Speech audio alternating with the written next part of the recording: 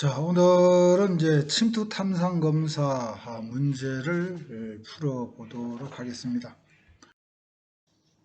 침투 탐상 시험을 위한 침투액의 조건이 아닌 것은 갑은 침투성이 좋을 것, 납은 형광 희도나 색도가 뚜렷할 것, 답은 점도가 높을 것, 랍은 부식성이 없을 것. 자, 갑은, 납은, 랍은 좋죠. 침투성이 좋아야 되고 형광의 휘도나 색도가 뚜렷해야 되죠. 부식성이 없어야 되죠. 침투액은. 점도는 적당해야 되죠. 점도가 너무 높아도 안 좋고 낮아도 안 좋고. 점도는 이제 침투액이 결함 속으로 침투에 들어가는 속도하고 관계가 있습니다. 점도가 너무 높으면 그 침투에 들어가는데 많은 시간이 걸리겠죠. 그래서 적당한 점도가 유지가 돼야 됩니다. 그래서 8번은 답번이 되겠네요. 자, 용재 제거성 형광 침투 탐상 검사의 장점이 아닌 것은 용재 제거성이죠. 수도 시설이 필요 없다. 맞죠? 구조물의 부분적인 탐상이 가능하지요. 표면이 거친 시험체에 적용할 수가 있다. 형광 침투 탐상 검사 방법 중에 휴대성이 가장 좋다. 용재 제거성은 휴대성이 좋지요. 용재 제거성은 비교적 그 표면이 매끈해야 됩니다. 그래서 수세성 같은 경우에는 뭐 약간 거치로도 되겠지만 용재 제거성이라든가 후유화성 침투 같은 경우에는 표면이 아주 매끈하고 표면 상태가 상당히 좋아야 적용을 할 수가 있습니다. 여기서 장점이 아닌 것은 답번이 되겠습니다. 13번의 답은 답번이 되겠습니다. 건식현상법을 염색 침투 탐상 시험에 이용하지 않는 이유는 건식현상법, 염색 침투 탐상법. 침투액에도 이제 염색 침투액이 있고 형광 침투액이 있지요. 근데 이제 염색 침투액하고 이제 건식현상법, 현상법도 여러 가지가 있죠. 건식현상법, 무슨 뭐 섭씨현상법, 속건식, 무현상법, 특수한 현상법이 있는데 염색 침투액하고 건식현상법하고 그 수용성 현상제를 사용하는 섭씨현상법, 무현상법은 이 염색 침투 탐상법하고 조합해서 사용하지 않습니다. 하지 않는 이유는 이 색 대비 콘트라스트가 나빠서 그렇습니다. 그래서 15번의 답은 나번이 되겠습니다. 수세성 침투액을 시험편 표면에서 닦아낸 후 시험편을 건조시켜야 하는데 이때 건조 온도는 71도씨를 넘지 않아야 한다. 그 주된 이유는 무엇인가? 시험편의 온도가 71도씨를 넘으면 검사할 결함이 없어지기 때문에 아니지요. 71도씨 이상이면 결함부에 침투했던 과량의 침투액이 빠져나오기 때문에 답은 71도씨를 넘으면 결함지시 모양의 색채가 열화는 물리화학적으로 변하는 거죠. 열화되거나 건조되어 탐상 감도가 낮아지기 때문에 그렇죠. 랍은 71도씨 이상으로 가열하면 유독가스가 발생하기 때문에 자 16번의 그는 답은 답은이 되겠습니다. 온도가 너무 높으면 색채가 열화되거나 건조되어서 탐상 감도가 떨어지죠. 그래서 넘지 말아야 된다라고 얘기를 하고 있습니다. 자, 16번의 답은 답은이 되겠습니다. 다음 중 용재 세척에 대한 설명으로 틀린 것은 용재 세척입니다. 세척도 이제 수세척이 있고 용재 세척이 있는 거죠. 유기용재로 세척하는 겁니다. 솔벤트 같은 거. 자, 갑은 용재 제거성 침투액을 사용하는 경우에 행하는 세척 방법이다. 맞지요? 에어졸 제품의 세척액은 검사면에 직접 분무해서 세척 처리하는 게 가장 이상적이다. 이 과잉 침투액 제거할 때 그 용제 세척을 직접 분무하다 보면 이 용제 유기용제 솔벤트가 이 결함 속으로 침투해들어가는 침투력이 상당히 좋습니다. 그래서 과세척될 우려가 있지요. 이렇게 하면 안 됩니다. 다음은 세척액 자체가 휘발성이 높기 때문에 세척 처리 후에 건조 처리하지 않아도 됩니다. 예. 라번 염색 침투액의 경우 세척에 사용한 흠급에 묻어있는 침투액 3개 정도로 세척 상태를 확인할 수가 있습니다. 이때 그 과잉 침투액을 제거할 때 이렇게 어느 정도 세척이 제거가 됐는지 확인하는 방법이 흠급에 묻어있는 침투액을 봄으로 인해서 과잉 침투액의 제거 정도를 우리가 알 수가 있는 거지요. 그래서 17번은 나번이 문제 있는 표현입니다. 직접 분무해서는 안 됩니다. 이때 그 제거 처리할 때는 제거 처리를 얘기하는 겁니다. 그래서 제거 처리할 때는 흠급에다가 솔벤트, 즉 세척액을 묻혀서 솔벤트가 묻어있는 흠급으로 제거를 해야 됩니다. 자, 17번의 답은 나번입니다. 다음 중 결함 검출 감도가 가장 낮은 현상법. 현상제도 이제 그 건시현상제, 습시현상제, 무슨 속건시현상제 뭐 이렇게 쭉 있다고 그랬죠. 무현상법이 가장 낮죠. 현상제를 적용하지 않고 열풍 건조에 의해서 현상 처리를 하는 방법이 무현상법인데 결함의 검출 감도가 상당히 떨어집니다. 자, 18번은 가번이 문제가 있겠죠. 건시현상법은 드라이 파우더죠. 이 드라이 파우더.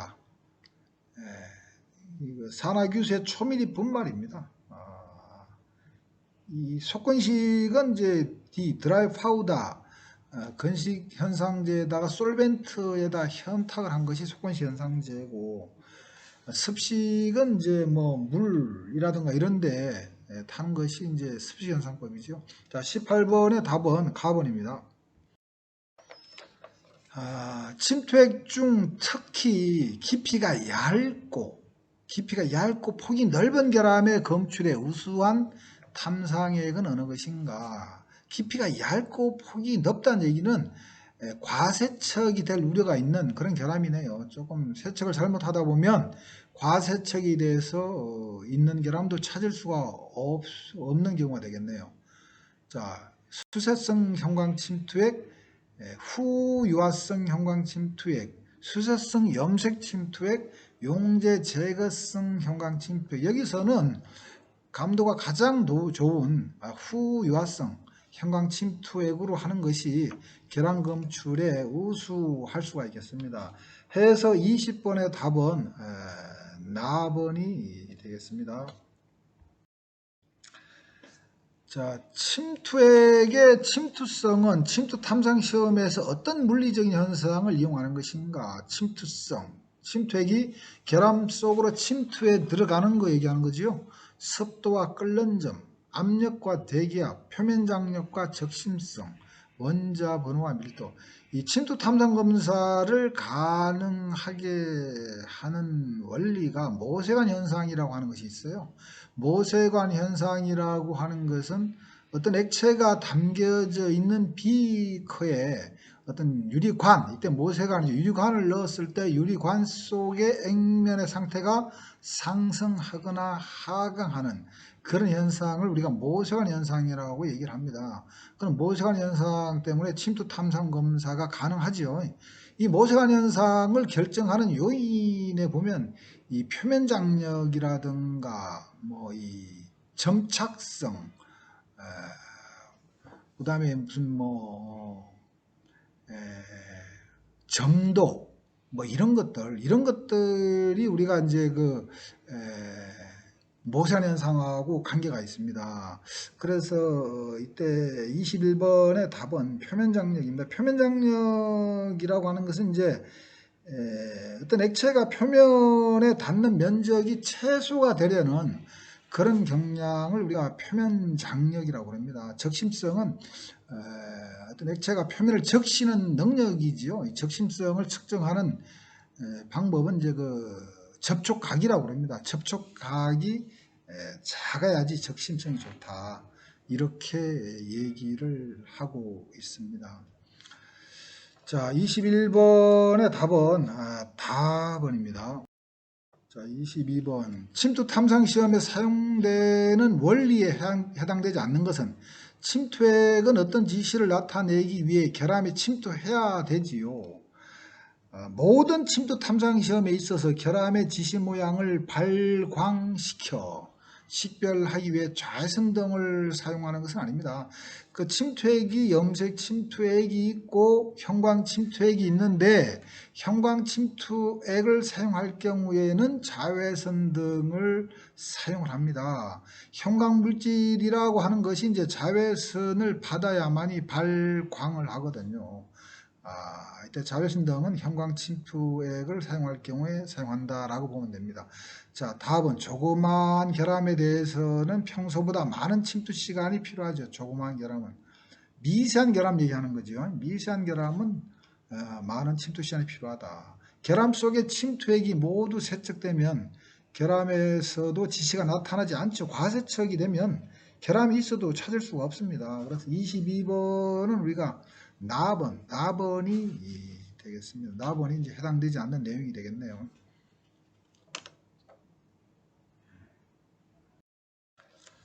자, 금속 표면에 열린 결함의 입구를 폐쇄하는 침투 탐상 검사의 효율을 저하시킬 수 있는 전치법은 이제 침투 탐상 검사는 표면이 개구된 결함을 검출할 수가 있습니다. 표면이 막히면 검사할 수가 없지요. 그래서 전체대 방법도 뭐 기계적인 방법, 화학적인 방법, 용제법 다양하게 있는데 이 기계적인 방법에 보면은 이제 뭐 이런 이제 작게는 와이어 브러쉬, 쇠소리라고 그러죠. 쇠소리라든가 뭐 초음파 세척이라든가 무슨 뭐 덤블링법, 뭐 샌드 브라스팅이라든가 다양한 방법들이 있어요. 근데 이 기계적인 방법을 하다 보면 결함의 입구가 막힐 수가 있습니다. 될 수 있으면 이 기계적인 방법은 지양 안 하는 게 좋지요. 23번의 답은 나번이 되겠습니다. 다음 재료 및 장치 중 후유화성 염색 침투 탐상 시험과 무관한 것은 후유화성 염색입니다.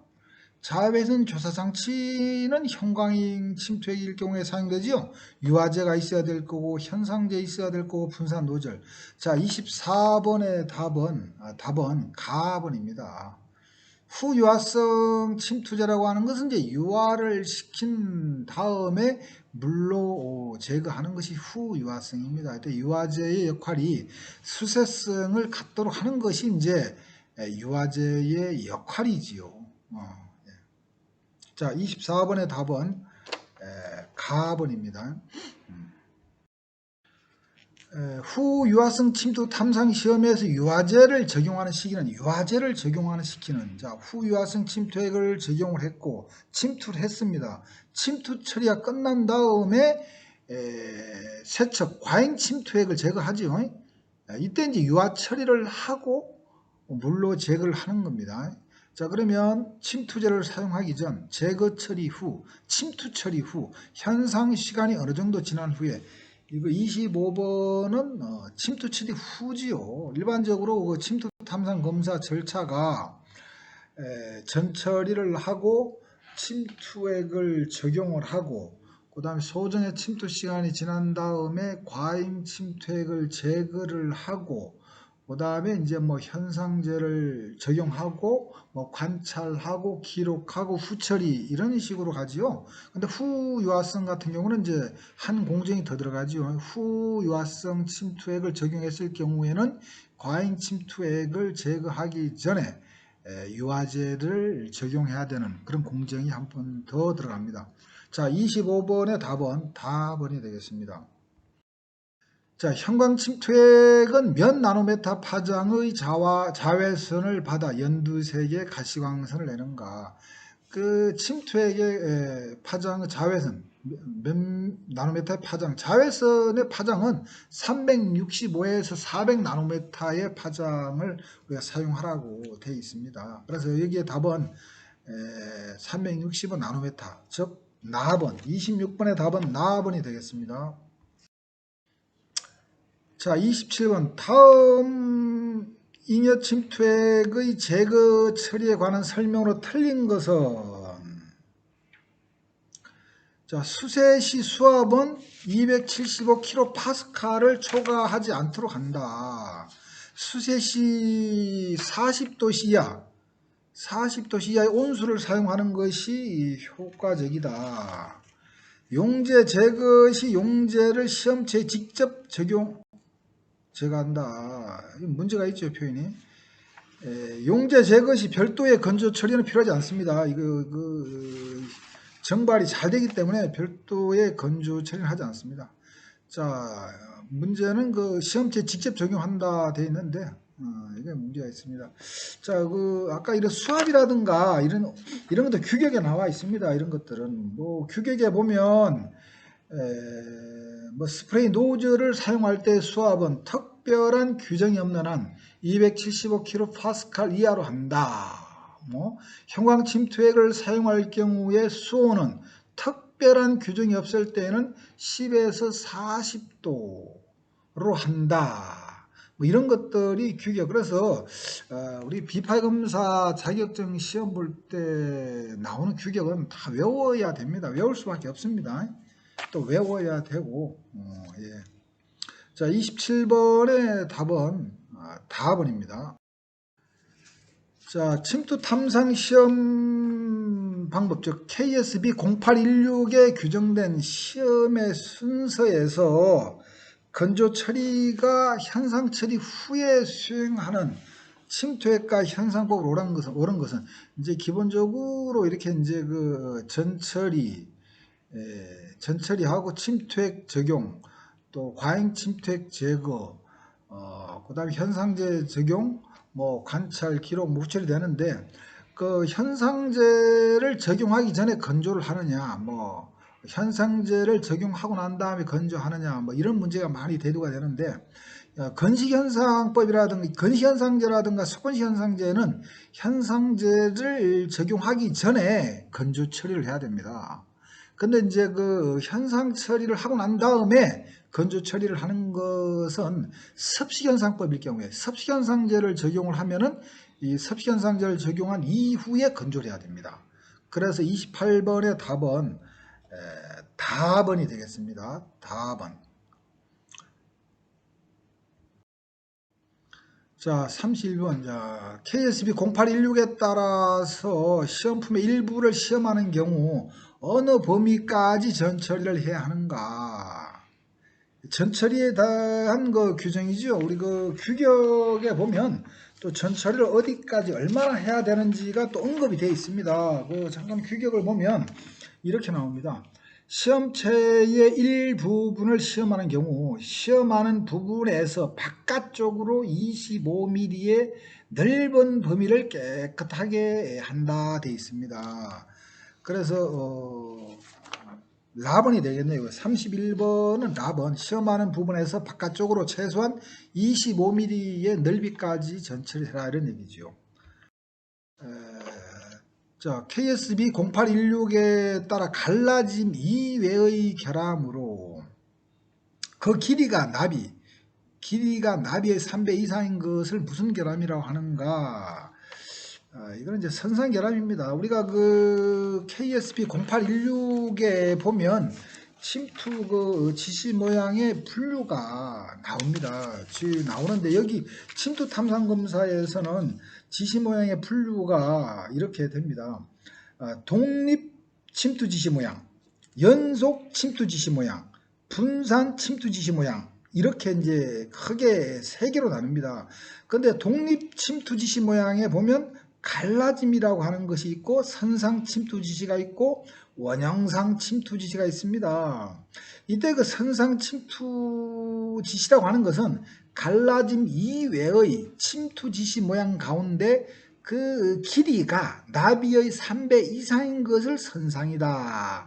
이렇게 얘기하고 원형상 침투지시 모양은 갈라짐에 의하지 않은 침투지시 모양 가운데 선상 침투지시 모양 이외의 것을 원형상 침투지시 모양이다. 이렇게 얘기합니다. 그래서 그 길이가 나비의 3배 이상인 것은 선상 침투지시 모양이다. 이렇게 보면 됩니다. 그래서 32번은 답번이 되겠습니다. 자, 침투 탐상 시험 마찬가지로 KSB 0816에 의한 형광 침투 탐상에서 암시대 밝기로 옳은 것은 돼 있습니다. 마찬가지로 규격에 보면 형광 침투했을 때 암실은 이런 말이 나옵니다. 침투 지시 모양을 관찰하는 장소에서 26수 이하여야 된다. 암실은 뭐 이런 것이 나옵니다. 그래서 26수가 되겠죠. 그래서 뭐 암시는 침투 지시 모양을 명료하게 식별할 수 있는 어둡기로 하고 26수 이하여야 한다. 또한 자외선 조사 장치를 갖춘 것으로 한다. 암실은 이렇게 되어 있습니다. 그래서 26수 이하, 즉 35번의 답은 가번이 되겠습니다. 자, KSB 0816에 의한 침투 지시 모양을 세 종류로 분류할 때 이것에 해당되지 않는 것은 아까 얘기했지만 이제 무슨 뭐 독립과 연속과 분산으로 나누지 의사라고 하는 것은 없습니다. 그래서 36번은 답은 가번이 되겠습니다. 가번. 37번은 이제 KSB 0816에 따른 시험 방법의 분류 기호 DFA-S라고 되어 있습니다. 옳은 것은 되어 있는데 DFA가 침투액을 얘기하는 거지요. 그 다음에 S는 현상제를 얘기하는 겁니다. 그 규격에 보면 어떻게 나와 있느냐 보면은 이제 이렇습니다. 아까 F, D란 의미는 그 이원성 침투액을 의미하는 겁니다. D란 의미는. F는 형광 침투액을 얘기하는 거고, A는 그 잉여 침투액을 제거하는 방법에 따라서 임의적으로 A, B, C, D가 있습니다. 이때 A는 수세에 의한 방법입니다. 자, 우리가 염색 침투액을 사용하는 방법은 V가 되겠고, 형광은 F, 이원성도 뭐 염색이 있고 형광이 있는데 이원성 침투액은 D입니다. 이렇게 사용하고 있고, 아까 얘기했지만 임의적으로 수세성은 A, 후 유화성 중에서도 기름 베이스 유화제를 사용하는 유화제는 B, 용제 제거에 의한 방법은 C, 물 베이스 유화제를 사용하는 후 유화에 의한 방법은 D, 이렇게 또 구분을 하고 있습니다. 현상제는 건식현상법은 D, 또 습식은 이제 두 가지로 나눕니다. A와 W가 있는데 습식에서 수용성 현상제를 사용하면 A, 수현탕성 현상제를 사용하면 W, 속고지 현상제는 S, 특수한 현상법은 E, 무현상법은 N, 이렇게 기호로 표시를 하고 있습니다. 그래서 이 기호를 잘 우리가 이해를 하고 있어야 됩니다. 그래서 이 방법은 지금 수세성 이원성 형광 침투액을 사용하고 현상제는 속건식 현상제를 사용하라라고는 얘기입니다. 그래서 37번의 답은 가번이 되겠습니다. 자, 오늘은 여기까지 하겠습니다. 감사합니다.